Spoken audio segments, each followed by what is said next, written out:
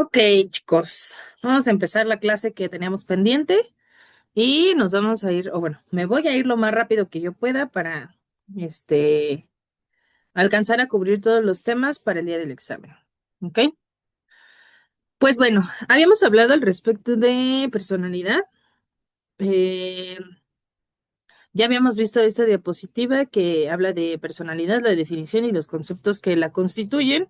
Si no, búsquenlo o lean la diapositiva. Y luego entonces vamos a hablar un poco de las teorías que intentan explicar un poco cómo funciona la dinámica de la personalidad en el sujeto. Entonces, los primeros intentos son al respecto de la teoría psicodinámica. Uno de los, bueno, más bien, el mayor exponente de la teoría psicodinámica pues es Freud. Entonces, Freud es el que empieza a proponer cómo funcionan los impulsos, el temperamento, el carácter, la conducta dentro de la psique del sujeto y entonces empieza a proponer sus diferentes teorías. Él dice que, pues, la conducta de una persona es el resultado de fuerzas psicológicas que operan dentro del individuo. Y sí, la realidad es que Freud lo que intenta hacer es, le intenta poner un carácter, le atribuye ciertas características a una palabra que define esas características que nadie más ha explicado y que nadie más se ha, digamos, preguntado al respecto de la conducta humana. Entonces, si bien yo, por ejemplo, no estoy tan de acuerdo con lo que Freud dice al respecto de justo de las fuerzas psicológicas o estos impulsos. Es importante conocerlo porque es el primero que intenta explicar la conducta humana. Y así como Lombroso es para la criminología el primer autor que intenta hacer esta explicación y este abordaje como más acercado a su ciencia de expertise, pues Freud también. Freud también es importante por eso. Luego entonces, y él elabora o es el fundador de la teoría psicodinámica. Luego entonces, la teoría fenomenológica, ya dijimos que para hacernos la vida más fácil tenemos que aprender a separar palabras para más o menos darnos una idea de cuál es la definición de la palabra. Entonces, vamos a fenómeno y lógica. Lógica es el estudio. Entonces, estudio del fenómeno. Entonces, bueno, la teoría fenomenológica considera que el ser humano no debe ser comprendido como resultado de conflictos ocultos e inconscientes, sino que más bien tiene una motivación que, si bien puede ser interna, también puede ser externa y va a lo largo de la vida, el hombre va logrando obtener niveles superiores de funcionamiento. Lo que hace la teoría fenomenológica es decirle a Freud, ¿sabes qué? Pues está padre lo que dices, pero la neta no me convence tanto, ¿no? Entonces, justo lo que sucede y lo que siempre va a suceder al respecto de los autores, por ejemplo, es que primero siempre va a haber una persona que es la primera, que es, digamos, el autor original, ¿no?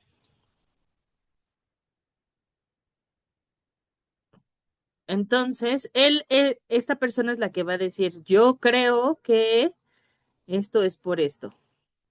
Ajá. Después van a venir los que maman a ese autor, es decir, los que están de acuerdo.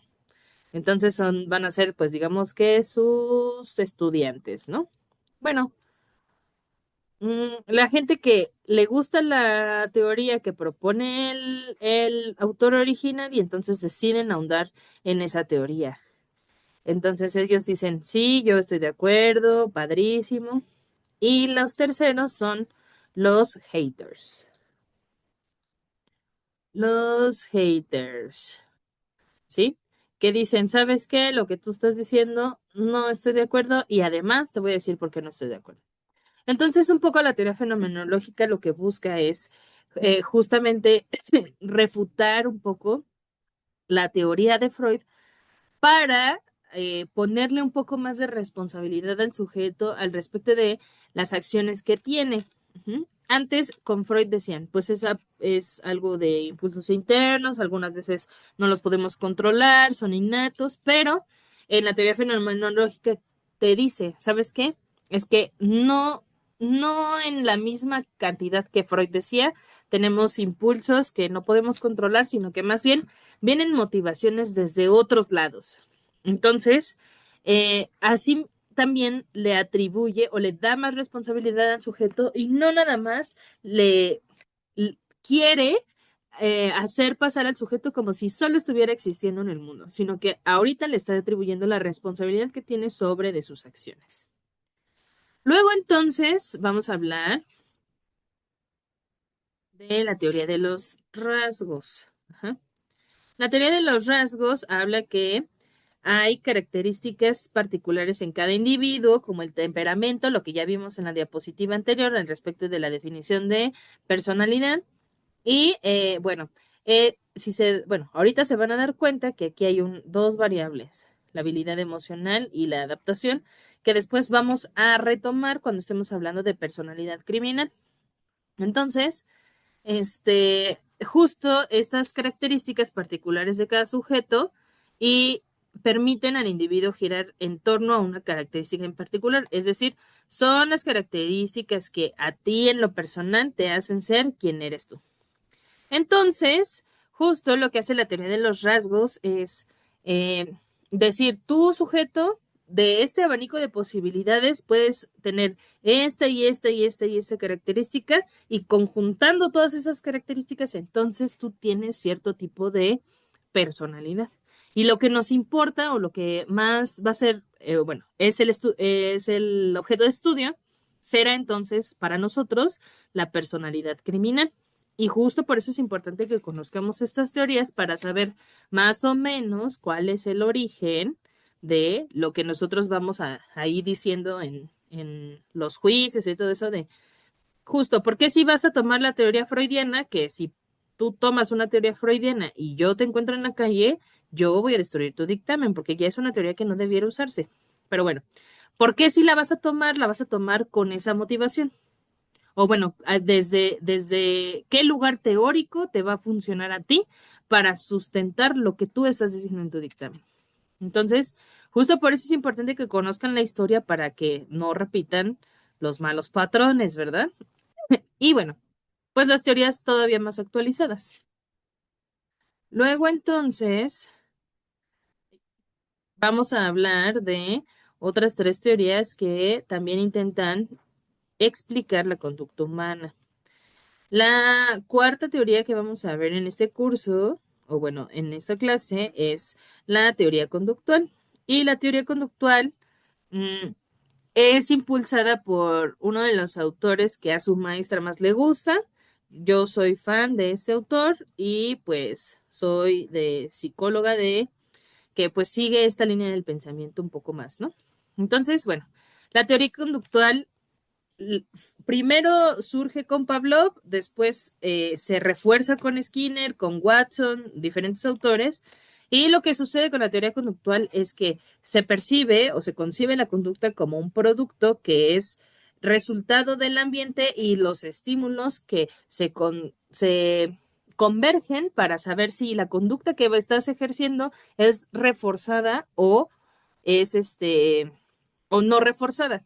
Entonces, justo lo que intenta explicar esta teoría conductual, y aquí le vamos a poner un corazón a Skinner porque yo amo a Skinner. Yo sería la morra que está en todas sus clases y se sienta hasta el frente. Entonces, bueno, lo que intenta esta teoría es explicar que la conducta en muchas ocasiones ni siquiera tiene tanto que ver con los impulsos internos, sino que más bien tiene que ver con cómo se han pareado los estímulos internos y los estímulos externos, ya sea reforzantes o inhibidores de la conducta, y cómo este reforzamiento o esta inhibición ha hecho que tú entiendas que la conducta o sí, la conducta que tú estás realizando es buena o mala, entendida en si es reforzador para ti o inhibidor para ti. Y justo por eso se abre otra perspectiva porque no, lo que es reforzador para mí no es reforzador para ustedes. Lo que es inhibidor para mí no es inhibidor para ustedes. Entonces también aquí entra esta parte tan importante que es el contexto. Ujú. Que del contexto me ha reforzado o me ha inhibido la conducta cual sea. y desde donde, justo por eso tenemos que acercarnos a observar al sujeto, porque no podemos decir que para todos aplique igual, ¿cierto? Entonces, después vamos a ver este, la teoría cognitiva. La teoría cognitiva es, amamos la teoría conductual, pero ¿sabes qué? Yo creo que hay áreas de oportunidad importantes dentro de la teoría y entonces ellos proponen otra percepción de la misma. Entonces, lo que sucede es que ellos, además de decir que sí somos conducta, es decir, somos mm, esa cómo se le llamaba? Esa operación visible. La operación visible es la respuesta que nosotros como humanos damos a cierta convergencia de estímulos, es decir, si la rata necesita comida, va y aprieta la palanca y ese apretar la palanca es la conducta observable. Ujú. Lo que la teoría conductual no se pone tanto a pensar, la teoría conductual es que qué es lo que está pasando dentro de la cabeza del sujeto para que lo motive o no lo motive para apretar la palanca o no. Pero lo que sí hace la teoría cognitiva justo es investigar cuáles son esos procesos cognitivos dentro de la cabeza que ocurren para que tú puedas hacer lo que sabes hacer. Entonces, pues obvio lo que sucede es que se amplía todavía más esta línea de investigación y bueno, esta llegamos a esta conclusión de que a veces, muchas veces, la conducta está guiada por la manera en cómo se piensa y cómo se actúa frente a una situación, ¿sí? Aunque no deja de lado estas contingencias que habla la teoría conductual. Porque muchas veces actuamos sin pensar, sin observar que justo en algún momento de nuestra vida algo tuvo que haber pasado, que esa contingencia, es decir, esa era la palabra que quería usar, contingencia es cuando parea un estímulo y una respuesta tuya, ya sea inhibidora o reforzadora. Y entonces, dado esa contingencia, tú has entendido que una forma de actuar es la correcta o no la correcta. Ujú. Entonces, pues bueno, se hace todavía más completa la explicación. De aquí nace la teoría y la terapia cognitivo-conductual. Buscamos observar las contingencias que aquí pudieran ser un problema y buscamos también la línea de pensamiento que nos lleva a hacer esa conducta que a lo mejor no es tan adaptativa para nosotros y modificamos el pensamiento para que la conducta se modifique también. Luego, entonces, vamos a hablar sobre la teoría integradora. La teoría integradora es una teoría bastante ambiciosa que intenta plantear objetivos como estos dos, ¿sí?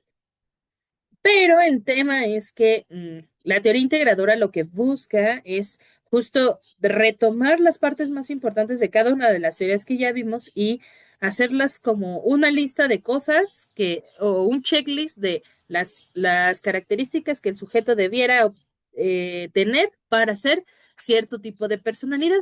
Y entonces lo que sucede, o lo que tal vez suceda, es que más que intentar entender el fenómeno de la conducta, lo que va a pasar es que probablemente solo estemos buscando hacer una lista de supermercado para tachar o más bien para señalar alguno de estos síntomas y decir y lavarnos las manos, ¿no? Justo como sucede usando el DSM-5 o el CIE-10. El DSM-5 o el CIE-10 son una lista, es un checklist de qué tienes y qué no tienes, durante cuánto tiempo y durante qué magnitud o, pues sí, qué magnitud has tenido esos síntomas que dices tener. Entonces, pues el tema es que tal vez se vuelva como encasillante, pero pues todavía no ha salido como una, una propuesta como tal, fíjense el primer objetivo dice que quieren elaborar un modelo de personalidad amplio que posibilite la integración de las principales teorías, es lo que les estoy diciendo aquí. El segundo objetivo dice que quiere definir la personalidad a partir de la identificación teórica de los factores o facetas de las grandes dimensiones. ¿Cuáles son esas grandes dimensiones? No lo sabemos. El tercer objetivo es fundamentar la comprensión de la personalidad desde un enfoque evolucionista y aquí hay un gran problema porque eh, no, no estoy segura y no sé si la personalidad esté directamente relacionada con el proceso de la evolución y si tenga algo que ver en particular con ese proceso natural. Entonces, el problema aquí puede ser que después se hagan afirmaciones como, pues el enojo no es adaptativo, ¿no? O estar feliz es a lo que todos deberíamos apostar siempre. Y la realidad es que no, la realidad es que somos seres biológicos que estamos regidos por algo que se llama homeostasis o homeostasia. La homeostasia es este fenómeno que, que busca, bueno, aquí, piénsenlo como lo que ustedes quieran, el latido de su corazón, la forma en la que se recuperan los impulsos eléctricos en las neuronas, la forma en la que se comunican las células. Tenemos mucho de esto en todo nuestro sistema y se los voy a explicar. Esta es una línea base, ¿no? Voy a tener que borrar. Esta es una línea base. Vamos a poner como si fuera una gráfica. Esta es la línea base. Y lo que sucede con la homeostasis es el cuerpo busca estar casi siempre dentro de esta estabilidad. Y cuando ocurre algún evento que lo hiperexcita, se va a ir a un pico de emoción y después va a bajar ese pico de emoción. No es igual de intenso que cuando se excitó, pero sí es importante porque genera un malestar. Ay, maldita sea. Genera un malestar. Voy a borrar esto. Entonces sube, se hiperexcita, baja, genera un malestar que es significativo para el ser humano porque lo que justo buscamos es no sentirnos mal. Y entonces, en teoría, la homeostasis debiera provocar que regresemos a este nivel de normalidad. Y sí, parece el pulso cardíaco. Y eso es lo que sucede. O sea, es algo muy resumido en respecto de cómo se trata la homeostasis. ¿Ok? La homeostasis es este proceso que busca todo el tiempo regresar, no a la felicidad, no a la tristeza, sino a una línea base que involucra que ninguno de nuestros sentidos y ninguna de nuestras emociones se encuentra excitada, ni nada se encuentra excitado. Entonces busca esa como vamos a ponerle tranquilidad. Y justo ese es el tema, que aquí en estas cuestiones evolucionistas o deterministas biológicos, lo que va a empezar a pasar es que van a hacer aseveraciones de este tipo, como debieras estar feliz todo el tiempo, y ya vimos que por proceso homeostásico ni siquiera es posible, porque ni siquiera las personas que se drogan están felices todo el tiempo, aunque ese sea el primer contacto que tuvieron con la droga que les provocara felicidad o una euforia desmedida. Ujú. Entonces, bueno, el último objetivo, dice la teoría integradora, que ofrece un modelo de rasgos que incorpora los paradigmas actualmente activos. Y justo lo que sucede con estos rasgos es que van a empezar a decirte, a ver, tú tienes esta lista de rasgos, tu personaje es tal. Entonces, a lo mejor te van a encasillar en esta parte y desafortunadamente para ti, una vez que haya la etiqueta, ya no te la puedes quitar o ya no sea tan fácil quitártela. Entonces, ese es el gran problema de la teoría integradora o de lo ambiciosa que quiere ser. No digo que no lo vayan a hacer bien, solo que a lo mejor ese es un área de oportunidad que valdría la pena revisar. Luego entonces vamos a hablar un poco de personalidad criminal. La personalidad criminal es, ¿eh? El conjunto de todos estas características que estamos viendo ahorita, ujú, en la diapositiva que hablan al respecto de egocentrismo, esta característica, egocentrismo, la habilidad, agresividad e indiferencia afectiva, ¿sí?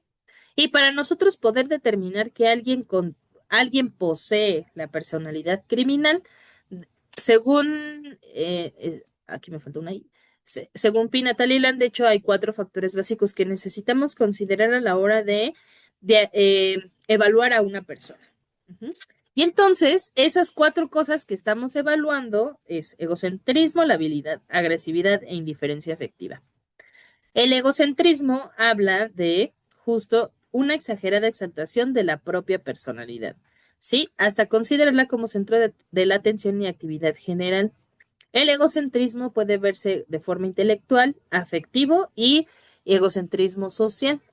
Sí, el güey que se para en la mesa en el antro y se pone a bailar para ser la persona de que todos están viendo, la morra que siempre participa, aunque su aportación no sea significativa, pero siempre quiere estar hablando enfrente de todos. Por ejemplo, el egocentrismo afectivo, las personas o las parejas que cuando les compartes algún sentir, eh, te dicen, pues sí, sí, qué padre, pero ¿cómo me está haciendo sentir eso que tú me estás diciendo, ¿no? Siempre intentan invalidar a los otros, que la atención verse sobre ellos, aunque el tema tenga que ver con ellos o no. Entonces, esa es una primera característica que vamos a estar observando en este tipo de personalidades. ¿Ok? Luego, entonces, vamos a ver lo que es la habilidad. La habilidad, estoy segura que no lo han escuchado. Y bueno, es esta característica que habla en general de una inestabilidad. Ajá. Inestabilidad. Y con respecto a las emociones y a su cambio de expresión tiene que ver, o más bien, quiere decir que es cambio en la forma en la que expreso lo que siento. Como hoy estoy muy feliz y estoy eufórica, me río, brinco, tengo actividad física y al rato ya estoy triste y entonces no es una tristeza que pueda disimular, sino más bien lloro así amargamente, eh, me tiro al piso, pataleo, hago berrinche. Eso es una inestabilidad y una falta de control de las emociones que es persistente respecto a lo que dicen los autores en personalidades criminales. Y entonces, bueno, implica que las emociones son desordenadamente móviles y no tienen un control adecuado. Y con cuidado de confundir la labilidad emocional con algún otro trastorno, como el TLP o la bipolaridad. La labilidad es un síntoma. El trastorno es el conjunto de síntomas que, presentándose de acuerdo a cierto tiempo o a cierta frecuencia, te darán de resultado el trastorno como tal. La labilidad es solo un síntoma, ¿ok? Y no debiera confundirse incluso con la bipolaridad, ni siquiera, tal vez con el trastorno límite de la personalidad, sí llegamos a observar, porque la labilidad no persiste tanto en el tiempo. Es decir, el cambio de las emociones sí es eh, ay, me distraje porque sonó un trueno. Este, el cambio en las emociones sí es constante en el día, ¿no? Y la bipolaridad no cuenta con esta característica. La bipolaridad sí es cierto que de un día para otro cambias, pero la emoción a la que se cambia persiste en el tiempo.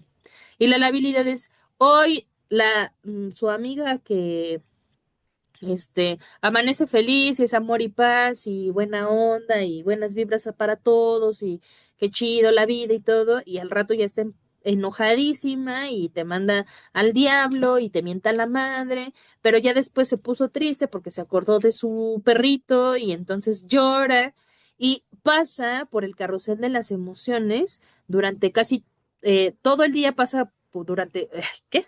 En el día pasa por casi toda la ruleta de las emociones y las vive además de forma muy intensa, ¿ok? Y que además tiene la característica de que no lo puede controlar, ¿ok?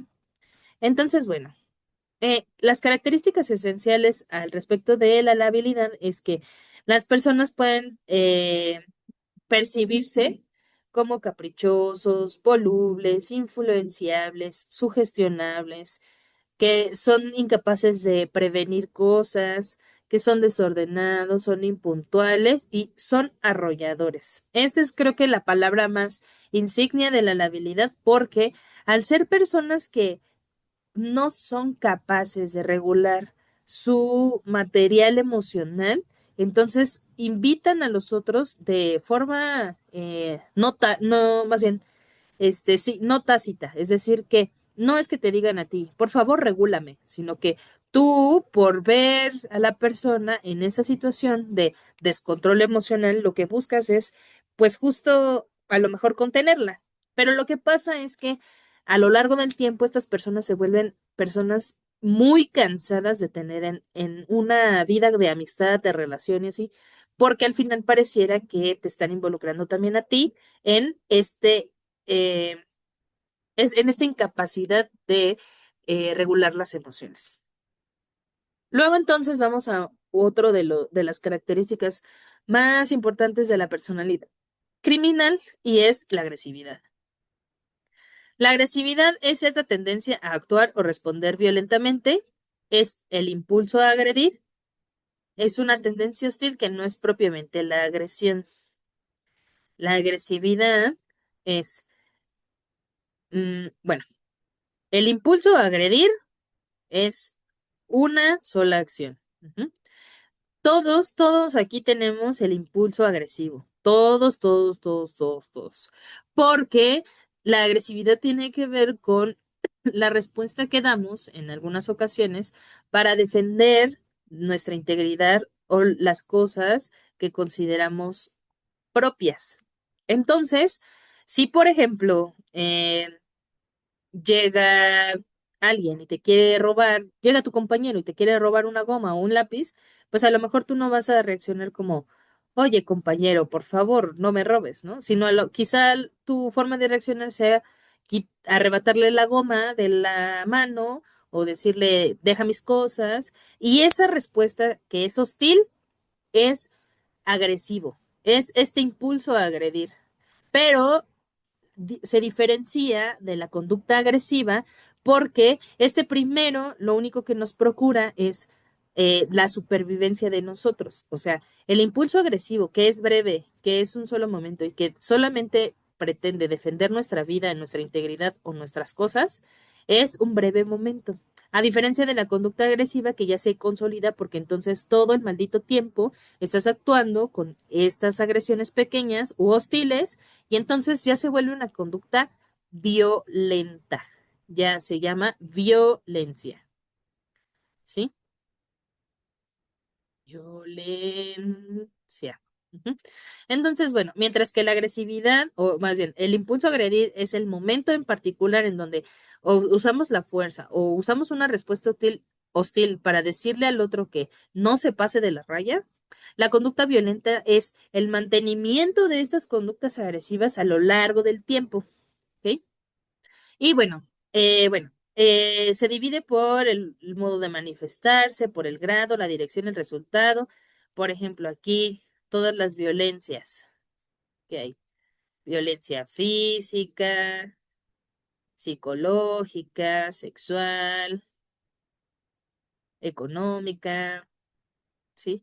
Por el grado, aquí le vamos a poner un paréntesis muy grande porque si bien no es lo mismo que te cacheteen a que te pongan una madriza, no debiera entenderse como que hay grados de violencia porque al final todo es violencia.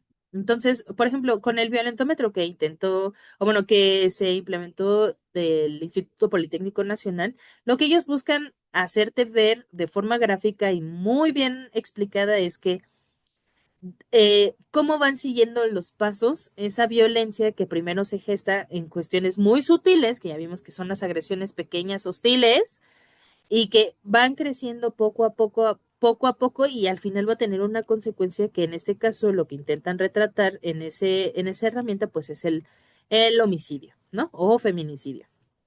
Entonces, justo el grado va a depender de la gravedad de la agresión que hayas recibido, porque como les digo, no te curas de una cachetada en el mismo tiempo que te curas de una madriza, ¿ok? Por la dirección. Aquí vamos a ver. es a la población. ¿Violencia hacia quiénes? Hacia las mujeres, hacia los perritos, hacia niños, población viejitos, ¿sí? Por el resultado, la agresividad al respecto de, ¿es agresivo nada más hablando o si se va a los golpes o no sé, a lo mejor hace la ley del hielo, no sé si sabían que la ley del hielo es violencia, ¿no? Y así, de acuerdo a la clasificación que nosotros veamos. Pero si alguno de estos nos hace sentido, es esa persona que al principio tiene conductas y a lo mejor lo pudiéramos hasta definir como algo muy coloquial, como pues es que es el güey pesadito, ¿no? Es el güey que se lleva, es el güey que tantito le dices y ya se desconecta, pero si vamos conjuntando justo todos esos eslabones de conductas hostiles que vamos viendo a lo largo de su personalidad y cómo se van gestando, podemos llegar a la conclusión de que tal vez sean muy muy característico de él que presente estas conductas agresivas, cuando a lo mejor en tu grupo de amigos nadie presenta estas cosas, o sea, nadie se tiene que comportar de esa, o sea, nadie se la tiene que hacer de pedo al cadenero para que te dejen pasar adelante, solo tienes que esperar, y ese güey lo hace. Entonces, más o menos tú ya vas viendo cuáles son esas características en la personalidad de él para decir, ah, cumple con esta, de las cuatro, con una, al menos, ¿no? Luego entonces viene otro factor que es la indiferencia afectiva. La indiferencia afectiva es, bueno, y que además se tiene que dividir en tres grandes esferas, que es la volitiva, cognoscitiva y la afectiva. La volitiva hace referencia a la conducta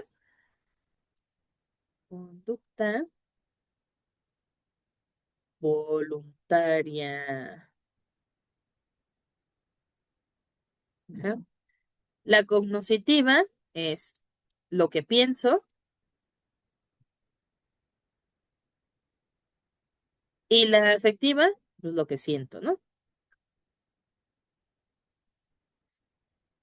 Entonces, ¿cómo se combinan estas tres para entonces cómo entender cómo el sujeto ha entendido los afectos? Ujú. A quién quiere y a quiénes no quiere?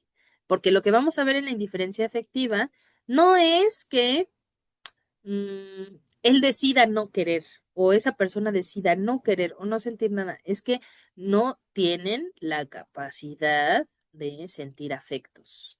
¿Mm?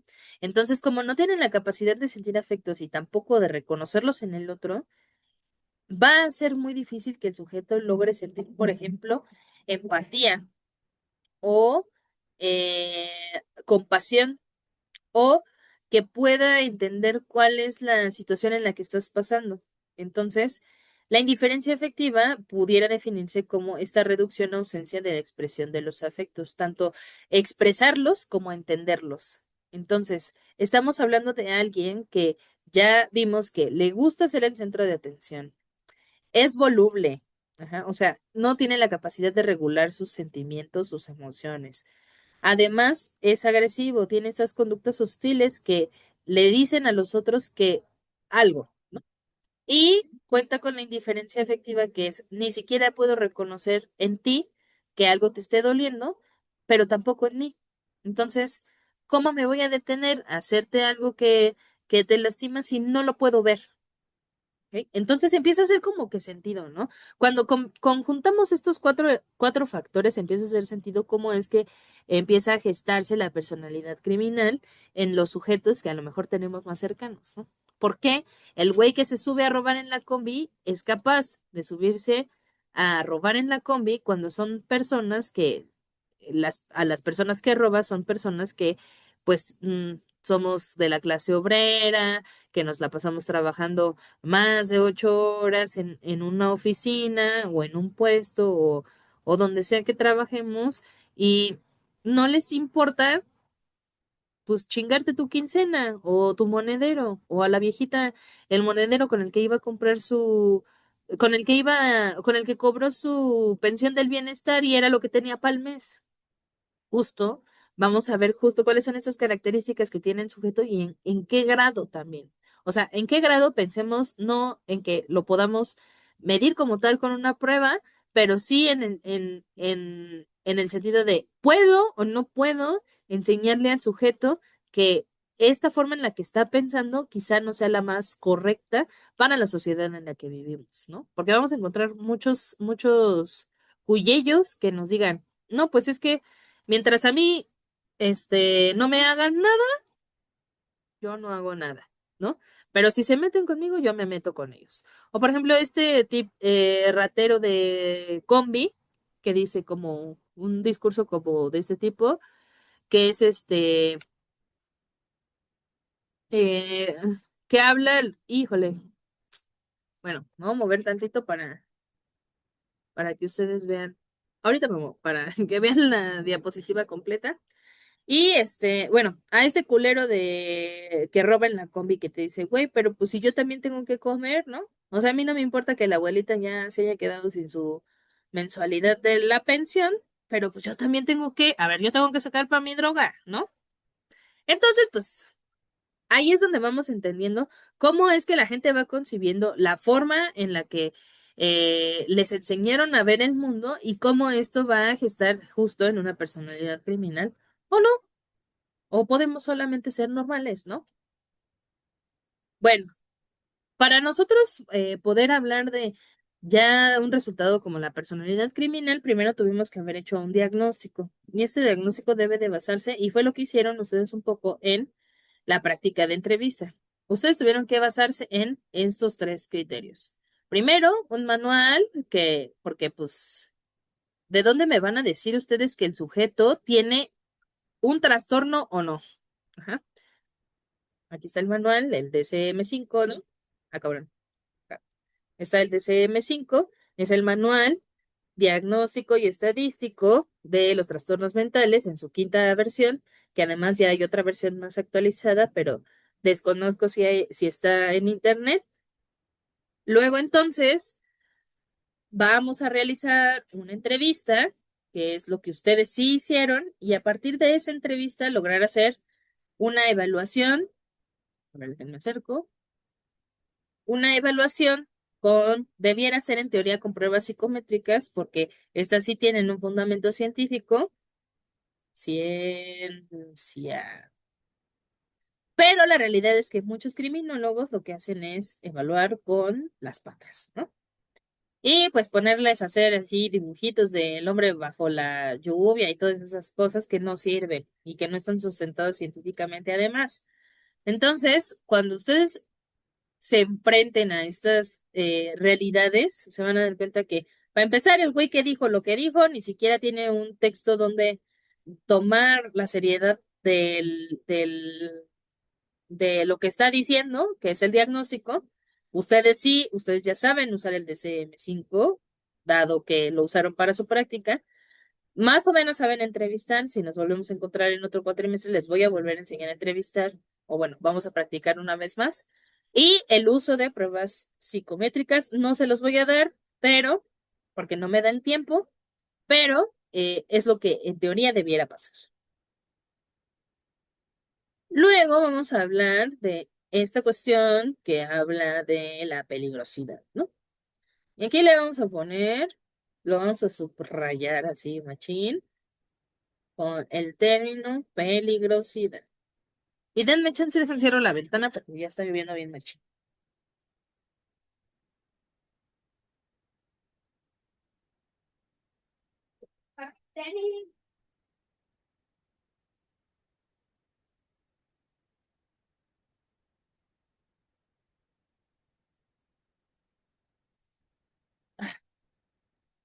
Ya, una disculpa.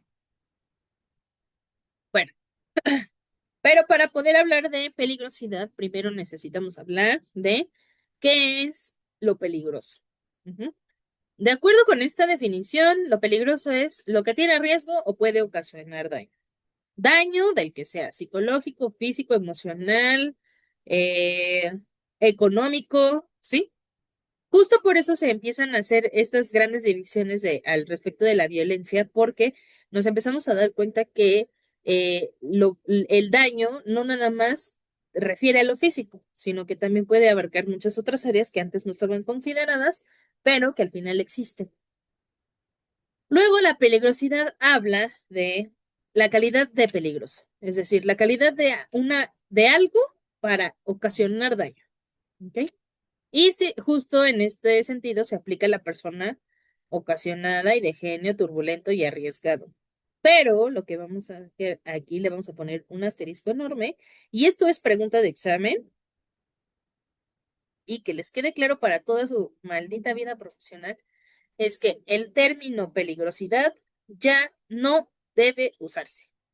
Se lo van a encontrar allá afuera, sí, ya lo sé, pero ya no debe usarse. ¿M? Porque lo que sucede es que, fíjense tan solo en la definición, la calidad es, la peligrosidad es calidad de peligroso. Es decir, ya le estamos aportando al sujeto que él tiene la calidad de ocasionar daño. Y entonces yo me pregunto, ¿quién no?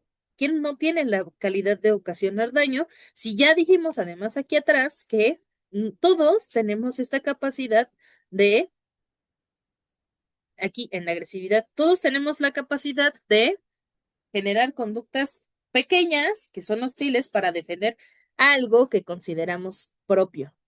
¿Ok?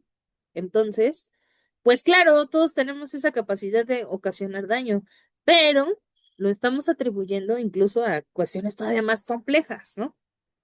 Entonces, lo que está sucediendo es que estamos estigmatizando a la gente.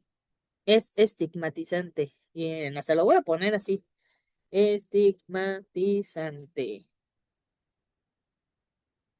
Y justo por eso no debiera usarse. O ya no debe usarse.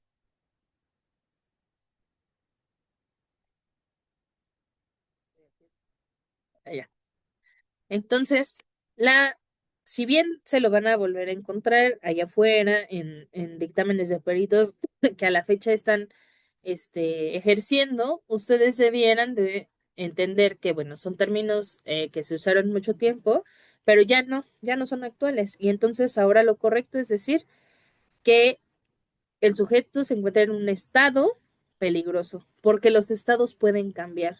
Y el estado, ya puedes decir, tiene un estado peligroso o no peligroso.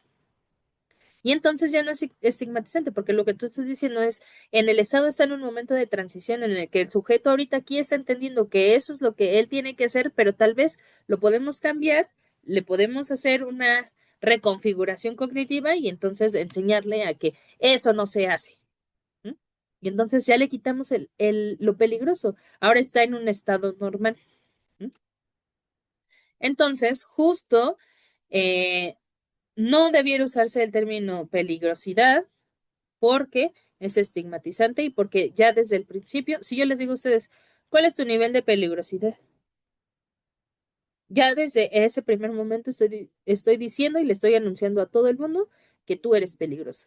En cambio, si yo digo que tu estado, ¿cuál es?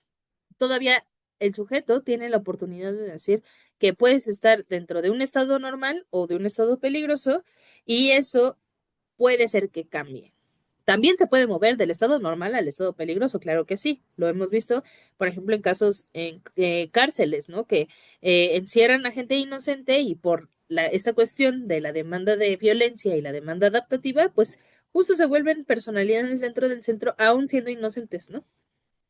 Entonces, el estado puede cambiar. Y esa es la, mm, pues sí, la benevolencia de usar ese concepto o ese término para poder nosotros decir si el sujeto tiene estas características que ya vimos anteriormente.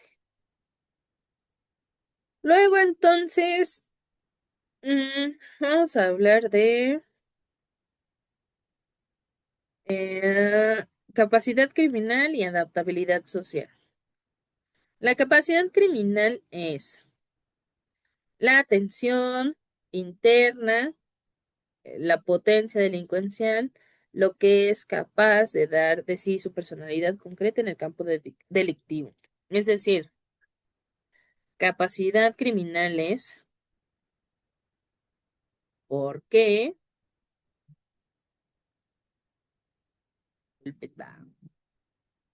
porque el sujeto puede actuar de la forma que actúa. Y fíjense que no estoy poniendo por qué el sujeto actuó. Y hasta lo voy a poner. Puede actuar de la forma en la que actúa. ¿Por qué? Porque hay sujetos que a la hora de asaltar, asaltan con un arma blanca, con un desarmador dentro de la sudadera que parece que es una pistola, pero es un desarmador. ¿Y por qué el otro sujeto puede asaltar con un arma blanca? ¿Y por qué el otro sujeto puede asaltar con un arma de fuego? Y además, ¿por qué otro sujeto puede asaltar con un arma de fuego y accionarla? Lo que queremos ver con la capacidad criminal es por qué el sujeto, qué pasa dentro de la cabeza del sujeto, qué pasa dentro de las motivaciones que él tiene para poder escoger cierto delito y además llevarlo a cabo. No es lo mismo un homicidio que un feminicidio, ¿no? Eso creo que ya lo habíamos visto.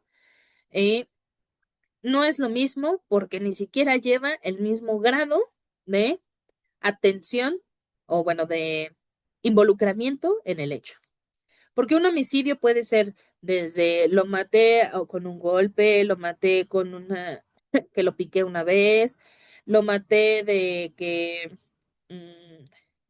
le dejé de dar sus pastillas, a un feminicidio que además de las características que viene en el código para poder catalogarlo como feminicidio, necesita llevar, bueno, justo necesita llevar esas características que no se ven en otros delitos, como por ejemplo la exposición humillante del cuerpo, la mutilación, el tratamiento del mismo cuerpo, ¿no? Eh, y que justo, o sea, no requiere de la misma fuerza, la misma intención, el mismo, incluso hasta no requiere ni siquiera del mismo tiempo hacer un feminicidio que un homicidio. Entonces, lo que vamos a ver es justo porque el sujeto sí puede hacer o sea, ser un feminicida de le voy a cortar un seno, la voy a dejar desnuda, o sea, le voy a cortar un seno es, me voy a tomar el tiempo de buscar un cuchillo lo suficientemente filoso para poder cortar la carne que le corresponde a esa área en específica del cuerpo y además le voy a quitar la ropa, la voy a dejar desnuda y además la voy a lacerar lo suficiente para poder asesinarla y dejarla en posiciones humillantes o degradantes. Fácil, te llevas 2, 3 horas haciendo un feminicidio y un homicidio no requiere tanto. En algunas ocasiones, claro está, ¿verdad? Porque no nos vamos a meter en esos, o bueno, no estoy mencionando esos casos de, por ejemplo, eh, tortura, ¿no? Que pues claro que involucra mucha otra cosa, pero justo es lo que quiero que veamos.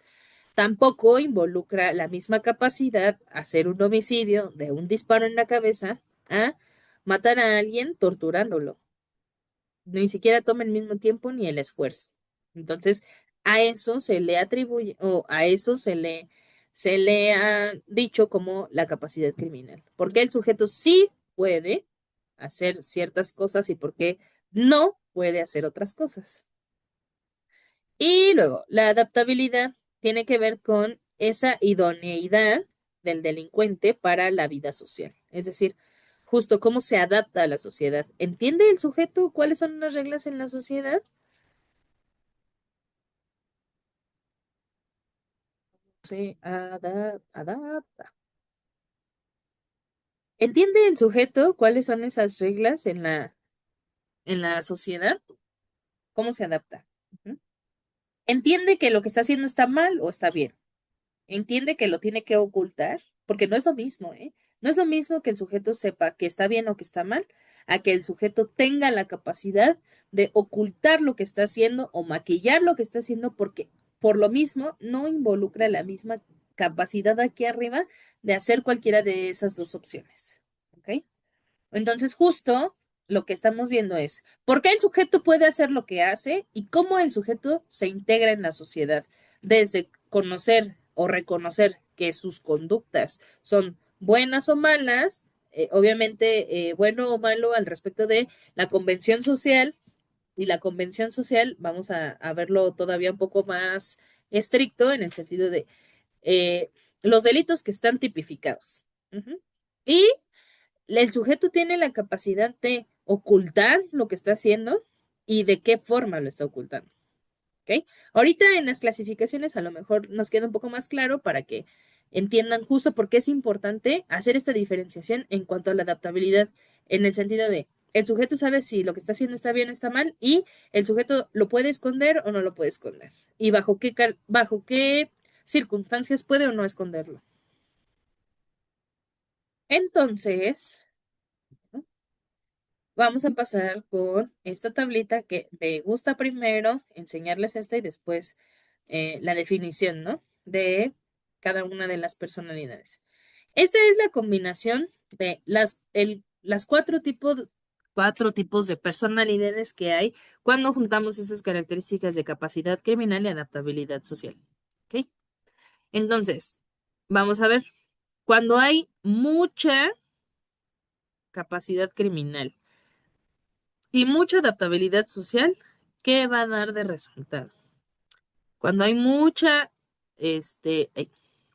cuando hay mucha capacidad criminal, pero poca adaptabilidad social, ¿qué personalidades vamos a ver? Y así. Entonces voy a poner un ejemplo y a mí me gusta dejar al de hasta arriba al último para que lo veamos todavía más claro, ¿no? A ver, este de aquí es creo que de los casos más evidentes.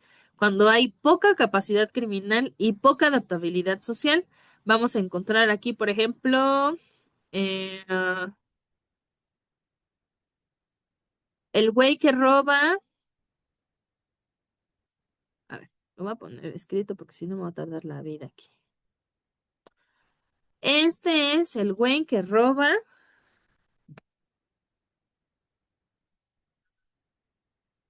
un Oxxo por consumir drogas, ¿no? Ese güey sabe que lo que está haciendo está mal y aún así decide transgredir la norma. Ujú. Tiene poca adaptabilidad social porque él, a pesar de que sabe que está haciendo algo que le va a traer una consecuencia, decide transgredirlo, pero además es más sinvergüenza. Es como de, güey, tú ya sabes que vengo a robarte, te voy a robar y además lo voy a usar para venderlo y después consumir sustancias, ¿no? Es este tipo de personalidad.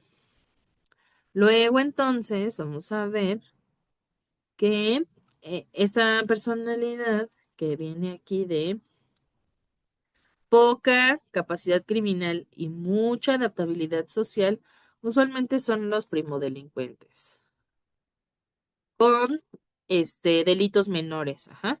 O sea, el chavito que igual robó un Oxxo,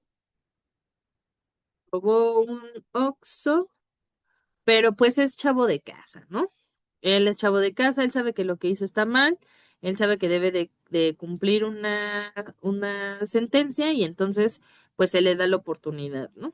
Es decir, este tipo de personalidades no son tan peligrosas en el sentido de que la capacidad para delinquir no es tanta.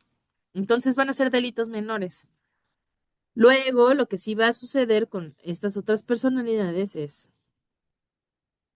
para este caso, que tiene mucha capacidad criminal, pero poca adaptabilidad social, aquí nos vamos a encontrar a las personalidades como los asesinos seriales, como por ejemplo el monstruo de Ecatepec, que, y aquí vamos a hacer una diferencia importante porque voy a usar otro de los monstruos para el de arriba. ¿Por qué es diferente este a este? Bueno, en esta conjugación son capaces de hacer delitos muy significativos, muy grandes, de mucho impacto, pero aquí el monstruo de Catepec no tuvo la capacidad de, por ejemplo, entender que si sacaba el cuerpo de la última de sus víctimas, así como si nada, en bolsas, iba a llamar la atención y entonces le iba a ser muy difícil justificar su acción o su conducta. Entonces, además, él sabía que estaba transgrediendo las normas, le valió madre y pues andaba así como en la vida como muy cínico. estas personalidades que tienen poca adaptabilidad social, eh, tienen que ver más con ese cinismo, pero ese cinismo de ni siquiera me importa que tú sepas que lo hice, ¿ok? Y este cinismo de, al menos solo de esta personalidad que está hasta arriba, que es la que a mí más me gusta ejemplificar, es un cinismo al respecto de lo voy a ocultar hasta que no me quede de otra, más que aceptarlo. Y aquí justo está esta personalidad como eh, delincuencia, no, ¿cómo se llama? Delitos de cuello blanco o solo a la mente se me viene un asesino serial que puede caber en este y es el monstruo de Atizapán. ¿Por qué? El monstruo de Atizapán era un representante muy importante de la comunidad en la que vivía. Él sí sabía qué era lo que estaba bien y lo que estaba mal, y además sabía cuáles eran las herramientas que él tenía que usar para poder ocultar sus delitos, ¿sí? Para que no saliera expuesta a la luz lo que él estaba haciendo. Así, por ejemplo, también otro de los grandes ejemplos que caben en esta personalidad, que justo desde de las más peligrosas, es Duarte. Duarte robó, se chingó dinero que estaba asignado para las quimioterapias de los niños y fue investigado. Se le hicieron no sé cuántas auditorías, no sé cuántas investigaciones hasta que se determinó que él había sido el culpable de que los niños con cáncer no recibieran su tratamiento y provocó la muerte de muchos niños justo por esta acción de desviar los recursos. Y es fecha que no reconoce su maldito delito. Eso, eso es adaptabilidad social, porque además él sabe cómo dirigirse ante el público, ante eh, la vista del pueblo mexicano, y entonces justo por eso no ha sido tan condenado como muchos otros sí. Entonces, no sé si haya quedado tan claro, de todas formas acá viene la otra diapositiva que busca definir todavía más la personalidad, sí, el conjunto de estas dos características para que nos dé la personalidad. Pero justo, capacidad criminal es, ¿qué delito tan cabrón puedo hacer? Ah, y justo porque está aquí comparado César Duarte con el monstruo de Atizapán, porque la capacidad criminal que César tuvo que tener para eh, chingarse el dinero, o bueno, la consecuencia que tuvo chingarse el dinero fue haber matado a quién sabe cuántos niños por no recibir su tratamiento del cáncer. Entonces, si bien no son delitos sangrientos o de alto impacto, sí tienen cierto número de víctimas que en ese momento, en el momento en el que se convierte en más de uno, pues entonces tiene este elemento de ni siquiera estoy entendiendo al ser humano como ser humano, lo estoy entendiendo como un número cualquiera. Entonces, por eso es importante que sepamos que en esta capacidad criminal es qué tan cabrón está el delito y qué tan cabrón no necesariamente es eh, que el cuerpo esté repartido por toda la Ciudad de México y los órganos estén colgados en un cable de luz. O sea, sí es impactante, sí tuvo que haber tenido mucha capacidad criminal, pero la capacidad criminal también tiene que ver con la forma en la que planeamos el delito. Entonces, por ejemplo, la corrupción habla de mucha capacidad criminal porque hay que tener mucha capacidad de planeación para poder hacer los desfalcos o el atribuirse los recursos públicos. Ujú. Bueno, luego entonces vamos a la siguiente diapositiva. Aquí está. Esta es la definición de cada una de las personalidades que vemos, ¿no? Vamos a empezar desde la más bajita, que es, ay, perdón, que es la de hasta allá. Ay, es que se acaba ¿cómo se llama? La pantalla. Este es capacidad criminal débil y adaptabilidad elevada. Forma ligera de estado peligroso, delincuentes ocasionales, ellos saben que están mal, ellos saben que no deben de hacerlo y además no son capaces de hacer delitos más graves como lo pudiera ser un robo. capacidad criminal elevada y adaptación débil. Estos son los más habituales en prisiones, son, bueno, aquí le llaman inadaptados psíquicos, pero pues bueno, son, tienen más que ver con ese trastorno como antisocial de la personalidad, cosas así. Luego, la capacidad criminal muy elevada y la adaptabilidad baja. Ay, me equivoqué, perdón. Aquí, me equivoqué aquí. Capacidad criminal poco elevada y adaptación débil. Sí, justo. Aquí, en esta capacidad criminal poco elevada y adaptación débil, es justo el loquito del centro, el güey que va drogado, el esquizofrénico, todo ese estigma que versa alrededor de las cárceles al respecto de esa población que no tenemos tantas ganas de ver en el centro de la Ciudad de México, caben en estas definiciones, ¿no? Por ejemplo, gente indígena, gente de pueblos originarios, ¿no? Ahí entra. Luego, esta personalidad, capacidad criminal muy elevada y adaptabilidad incierta, es, eh, es menos grave, pero esta inadaptación atrae la atención sobre ellos y son criminales profesionales o delincuentes marginados, porque pueden hacer delitos muy graves y no saben que lo que están haciendo está mal, ¿sí? Esta es, bueno, habla de menos grave considerando que el que le sigue es este, pero en realidad esta es, yo creo que de las, ahorita los enumeramos cuáles son las personalidades de la uno a la 4 de las más peligrosas, ¿va? Y esta es la más grave. Capacidad criminal fuerte y adaptabilidad fuerte. Delitos de cuello blanco, políticos o financieros. Y pareciera que son delitos así como, güey, pero pues, ¿qué importa que nos roben dinero, ¿no? ¿Qué importa que se atribuyan justo lo del erario público a su propio bolsillo? Nosotros porque ya estamos muy acostumbrados a la corrupción. Ay, y además, acá está. Nosotros porque ya estamos muy acostumbrados a la corrupción, pero eso no quiere decir que el impacto de la corrupción no se pueda observar o no se pueda medir, ¿no? Tan solo, por ejemplo, el caso que estuvo muy sonado apenas de la pipa que explotó en el puente de la Concordia. Total, ya ni siquiera supimos si la culpa fue el bache, si la culpa fue la pipa, si la culpa fue del que manejaba, que iba a exceso de velocidad.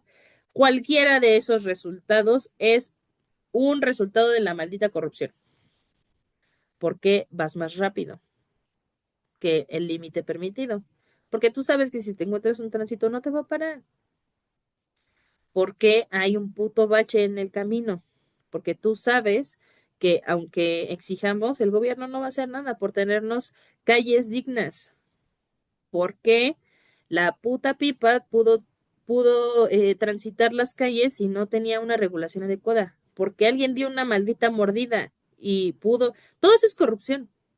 Y al final la corrupción no se ve como se ven de impactantes, un feminicidio o un homicidio, que no quiero decir que sean menos importantes, pero al final la corrupción merma poco a poco. Y hasta que ocurren este tipo de cosas, hasta que ocurren este tipo de desgracias es cuando nos damos cuenta hasta dónde está metida la maldita corrupción. Y justo por eso es las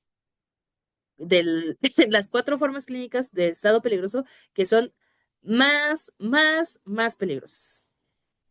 Entonces, asignándole un número, esta es de la más peligrosa, esta será, luego será esta y luego esta. Ujú. Así van más o menos en el orden de ideas. No quiere decir que nada, o sea, de que la maestra dijo que ese es uno, ese es dos, es una forma, una aproximación, es algo que sí, sí yo digo, pero no es ley porque no está escrito en ningún puto lado, pero es para que lo tengan ustedes, más claro. Luego pasemos a esta parte. Cuando nosotros hacemos una evaluación y estamos dentro de un centro penitenciario, lo que queremos es no nada más generar un diagnóstico y decir, sí, güey, tú estás loquito por esto y esto y esto. Estas son tus características de personalidad que te hacen estar, loquito, ¿no? sino que además nosotros tenemos que ofrecerle al sujeto un pronóstico. Ujú. Es decir,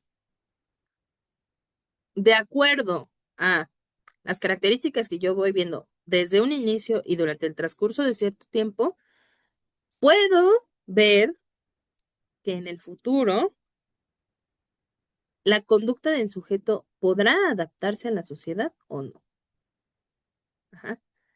Y es aquí donde empieza a tomar la importancia este documento que es, bueno, esta, vamos a decirle, predicción que vamos a hacer, pero no predicción de Virgo, hoy te va a pasar algo. No, no, no. Es una predicción basada en la observación conductual del sujeto, ¿no? Entonces, esa predicción favorecerá o no favorecerá al sujeto. Y es lo que tenemos que ver. Por eso es tan importante. Nosotros vamos a decir que el sujeto puede ser acreedor a un beneficio dentro de la cárcel, como la preliberación. Ujú. ¿Y basado en qué? ¿Qué estamos tomando en cuenta para decir que el sujeto sí puede reinsertarse a la sociedad o no? Y sí puede acceder a ese beneficio que yo le quiero ofrecer, como lo es una preliberación o no. Ujú. ¿Y bajo qué contexto? ¿Sí? El sujeto consume, el sujeto ha tomado su educación, su psicoeducación, ha, ha tomado deporte, ¿sí? Y bueno, usualmente hace referencia a la reincidencia. Ajá. Justo por eso es tan importante, porque el pronóstico lo que nos va a dar es, ¿qué tan probable es que el sujeto que hoy vamos a preliberar en 3 días aquí esté otra vez? O no para liberar, sino que ya cumplió su sentencia, ya todo bien, no le debe nada a la sociedad y en 5 días ya lo volvieron a arrestar por el mismo delito. Eso es lo que intenta hacer un buen pronóstico.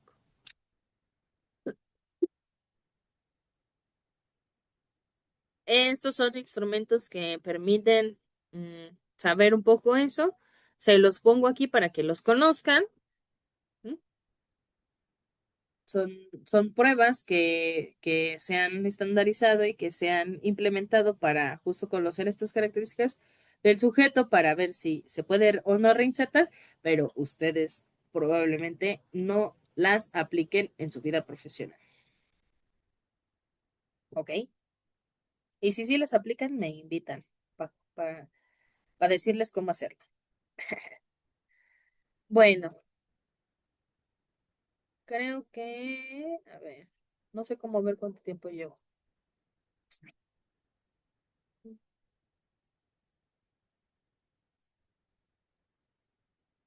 Tres.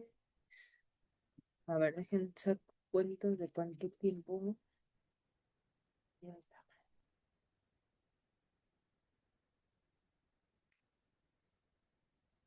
Sí, eran como. Ujú.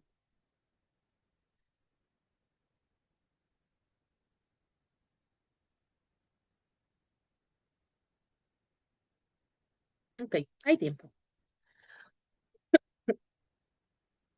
Bueno, entonces, este repaso de estas diapositivas que vamos a hacer ahorita es justo porque se los tenía que dar antes de que hiciéramos la entrevista, pero es algo que teóricamente tenemos que ver. ¿Ok? Entonces, bueno. El criminodiagnóstico es un documento que sustenta científicamente cada enunciado que el criminólogo expresa. Y estos enunciados deben de ser claros a la hora de explicar el comportamiento de la persona en estudio. ¿Quién es nuestra maldita persona en estudio? La gente privada de su libertad. Ujú. Entonces, mm, ajá, ¿qué tenemos que hacer a través de este documento? Debe de ser claro, objetivo y auxiliar a las autoridades en la toma de decisiones sobre la impartición de justicia. Ujú. Con el criminal diagnóstico, dependerá del momento en el que se realice esta evaluación, deberá tener las siguientes características, o bueno, más bien, puede determinar las siguientes cosas. ¿En qué dormitorio va a dormir el sujeto? Una vez que pasan un tiempo En observación, los sujetos, ¿en qué dormitorio va a dormir? O va a vivir, más bien.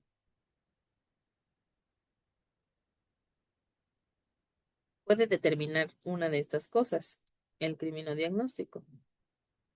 Eh, es sujeto a un beneficio.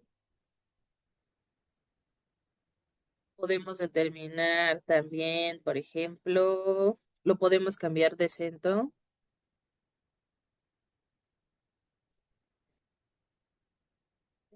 penitenciario.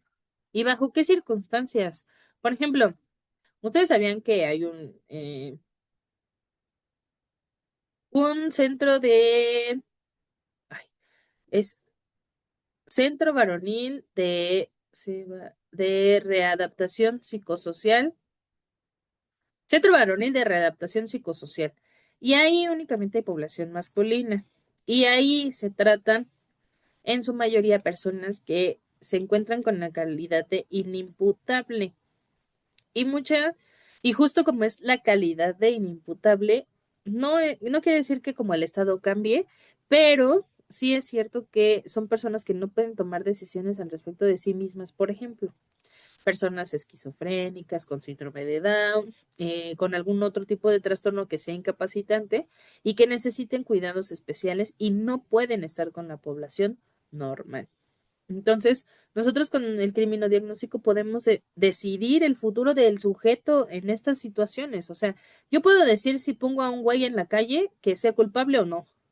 Yo puedo decidir si el sujeto va a dormir con población en riesgo o no.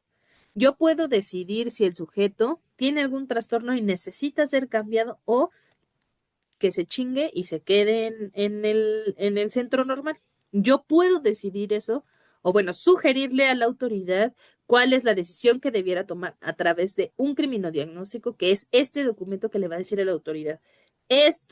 Yo creo que esto que tú me estás pidiendo que yo te auxilie a decidir, debiera ser así. Qué importante entonces es, ¿no? Luego entonces, si el criminodiagnóstico clínico criminológico está estructurado por cuatro elementos básicos. Primero, un problema real o de riesgo y situacional. Este ya lo tenemos de base porque en México no hay cultura de la prevención al respecto de estas conductas delictivas, entonces pues ya lo tenemos, es el PPL.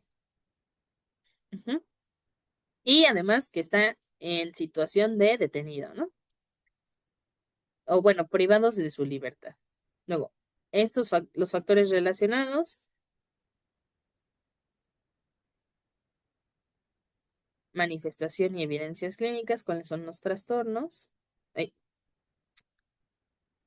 ¿cuál es el trastorno con el que cuenta? Factores relacionados, cuáles son los factores psicológicos, sociales, ajá. Manifestación y evidencias clínicas, esto tiene más que ver con, eh, pues sí, el trastorno, o sea, el, cuál es la manifestación del trastorno en cuanto a síntomas, ¿no? Y la fundamentación científica. ¿De dónde chingados está diciendo que el sujeto cursa con qué cosa? Ajá. El DSM-5, el CIE-10, bueno, el CIE-11. ¿Dónde dice que esos síntomas son tan de relevancia que es importante la autoridad conocerlas? ¿Ok? A algunos peritos se les va esta parte, la fundamentación científica, porque como se sacan sus pruebas de los huevos y hacen lo que quieren, pues entonces no hay una forma como de argumentar esa parte. Pero ustedes como si son buenos profesionales, ustedes van a decir, ah, la maestra me enseñó que yo debo de fundamentar de forma científica todo lo que yo diga en un dictamen. Luego, ay, el criminodiagnóstico puede hacerse en dos diferentes magnitudes. Ujú. Micro se centra en el individuo, son casos individualizados, que es lo que busca hacer la criminología clínica, y ya lo vimos al respecto de el objeto de la criminología, porque ya hablamos que estudiamos el delito, el delincuente y la criminalidad. Ujú. Entonces, criminología clínica entra en delincuente. Entonces, la magnitud en la que queremos investigar y hacer un criminodiagnóstico o donde entre la criminología clínica es aquí a nivel micro, porque queremos estudiar a un solo individuo, no queremos estudiar a la sociedad. Ahorita en la sociedad no nos importa tanto, lo que queremos entender sí es cómo la sociedad influyó en el sujeto, pero en ese sujeto en particular, ¿por qué Vanessa Sepúlveda entiende la vida como la entiende? ¿Qué tuvo que haberle pasado en la vida para que la entendiera como la entendiera? ¿Ok? Y bueno, si se puede hacer un criminodiagnóstico a nivel macro, tiene que ver con la criminalidad a nivel de estructura social. Y esto lo explica, pues, todas estas teorías como más sociológicas que te dicen, bueno, porque justo en la sociedad hay un determinado volumen de delitos. Porque en México somos de los países que, o creo que somos el único país que tiene como tal dentro de su código o bueno, dentro de su tipificación de delitos, el delito de feminicidio. ¿Por qué, maldita sea, nosotros somos de los únicos países que tenemos ese tipo penal? ¿Qué pasa en nuestra maldita sociedad que tenemos que andar matando mujeres y bajo las características o circunstancias en las que las matamos? ¿Ok? Y bueno, de eso se trata un poco la investigación a nivel macro, de justo darle explicación a todos estos fenómenos que sí tienen que ver con la sociedad y no se centran en un solo individuo. El nivel macro se va a centrar en la cantidad, en la población, en los números, ¿ok? A nosotros nos interesa el nivel micro. Luego, entonces, eh, bueno, esta diapositiva, léanla. Se le- ay,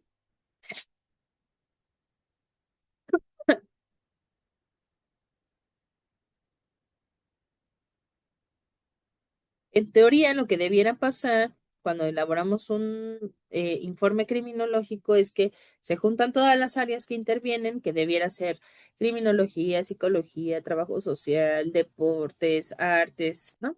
Y generar una eh, conclusión transdisciplinaria al respecto de lo que debiera pasarle al sujeto. La realidad es que no sucede. No sucede. Somos muy egoístas, somos muy envidiosos como profesionales. Entonces lo que sucede es que cada quien hace su informe y pues de ahí que se arreglen como quieran, ¿no? Y el objetivo de este informe es, primero, mm, es que no sé cómo se llama, bueno, ahí, es acá, apreciar, analizar, evaluar y completar informes presentados por los demás técnicos, que es lo que les digo, las demás áreas, conocer la personalidad, la historia y las motivaciones del sujeto para la formulación de una hipótesis y nosotros decirle al juez o a quien sea que nos lo pida que lo expliquemos por qué el sujeto actuó como actuó. Y luego, hasta abajo, si no lo ven, les voy a pasar las malditas diapositivas, ya lo sé. Qué frustrante es que esta vieja se esté moviendo de un lado para otro, pero no encontré otra forma de exponerlo mejor. Bueno, y por último, realizar la síntesis criminológica y dar un diagnóstico, un pronóstico y programar un tratamiento o proponer una medida adecuada. También justo sugerimos tratamientos. ¿Qué es lo que le vamos a sugerir al sujeto que puede hacer dentro de el centro penitenciario para mejorar o, ya sé, a ver, ajá, para mejorar o hacer más funcional su tratamiento, ¿ok? Entonces nosotros incluso podemos decir, ¿sabes qué? Yo te sugiero que en este momento de tu vida penitenciaria, sí enfoques más tus esfuerzos a desintoxicarte y hacer ejercicio, que vayan en conjunto para que uno reduzca la ansiedad del otro. Y ahorita a lo mejor no nos importa tanto que estudies, ¿no? Después, y además, la evaluación criminológica no debiera quedarse estática, es decir, no debiera de ser nada más en un solo primer momento y en un último momento. Debiera de ser continua, longitudinal, a lo largo del tiempo. ¿no? La realidad es que tampoco sucede, pero es lo ideal. Para que nosotros vayamos, le podamos ir proponiendo al sujeto si necesitamos cambiarle el tratamiento. O incluso si vemos una mejoría muy cañona, poder decirle, ¿sabes qué? Creo que incluso puede ser, puedes adquirir un beneficio, ¿no? Y nosotros sí tenemos la capacidad, la calidad de poder sugerirle eso al juez. Esta lista de cosas que están observando ustedes aquí ya no se tienen que preocupar y no los tengo que terrorear porque ustedes ya hicieron. Es toda la lista de cosas que son importantes obtener durante una entrevista o durante una evaluación criminológica, pero que ustedes ya tuvieron. Y que no necesariamente tienen que ir en orden de lista. Ajá. O sea, yo puedo obtener, por ejemplo, la información de... ah, ah, mm, bueno, pues aquí esto es lo que hicieron ustedes en su análisis de entrevista. Ujú. No le tengo que preguntar al sujeto, cómo consideras que está tu esfera sensoperceptiva? Porque el sujeto te va a decir, primero, ¿qué es sensoperceptivo? Sino más bien tú tienes que generar las preguntas que hagan que estas áreas o bueno, estos elementos que nos están sugiriendo para poder hacer un informe criminológico se contesten, ¿no? Como por ejemplo, eh, cuando hace mucho calor, ¿cuál es la sensación que te da? Si realmente quisiéramos evaluar el área, la esfera sensoperceptiva. Y el sujeto te va a decir, no, pues cuando hace mucho calor, pues justo siento que la temperatura en mi cuerpo sube, pero la realidad es que usualmente uso sudaderas todo el tiempo, entonces mm, aún usando la sudadera, pues no sudo, de hecho me mantengo bien y si entro a lugares que tienen aire acondicionado, pues hasta me da frío. Ahí estamos hablando de algo que no es tan normal, que no es tan común, entonces a lo mejor ahí podemos ir eh, intentando identificar cuáles son esas características que el sujeto lo hacen tan particular que a lo mejor se pudieran escapar de la norma, o no, o lo que lo hace, pues normal, ¿no?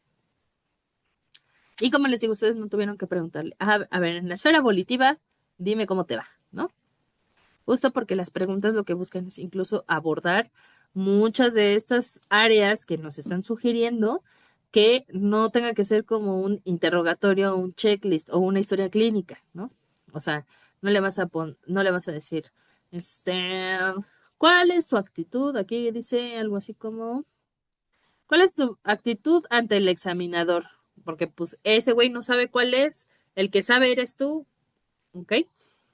O sea, yo sé que parece muy obvio y muy evidente, pero solo hasta que estamos en el ejercicio es cuando pues más sentido nos hace, ¿no? Y vean toda esta información que tenemos que sacar, ¿no? Toda esta información, en teoría, para hacer un informe criminológico lo más mm, adecuado posible. Y justo aquí voy a hacer una breve mención. Yo me voy a dar cuenta quién dio esta clase y quién no, porque en el informe del análisis de la entrevista, al último debe de venir algo muy importante. Ay, voy a ver si no. Ah,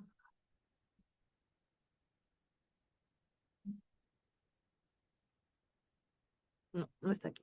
No está en esa presentación.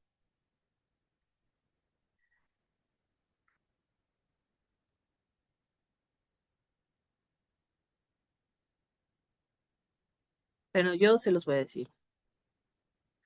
Todos los documentos que ustedes presenten ante una autoridad, la que sea, debe de llevar su firma. Si no, carece de validez. Entonces, el trabajo que ustedes me entreguen de análisis de entrevista debe de ir firmado por todos los del equipo. Por todos, ¿eh? Si no, no lo voy a recibir. Y justo yo me voy a dar cuenta de quién maldita sea y leyó, o bueno, más bien, este, escuchó esta clase justo por eso, ¿no? Por que lleven o cumplan con esta particularidad, ¿ok? Bueno.